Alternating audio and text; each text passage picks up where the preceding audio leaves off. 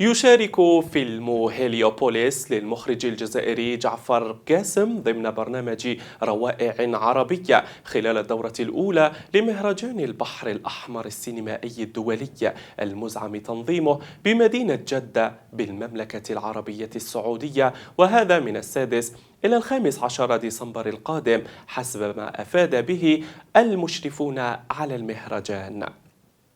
وسيتنافس في مسابقة الأفلام الروائية الطويلة 16 فيلما، فيما سيتنافس في مسابقة الأفلام القصيرة 18 فيلما. وبالتزامن مع المهرجان سيقام سوق البحر الأحمر للفيلم في الفترة ما بين 8 ديسمبر القادم، والذي يهدف إلى تعزيز التبادل المعرفي وتحفيز الإنتاج المشترك ودعم التوزيع الدولي.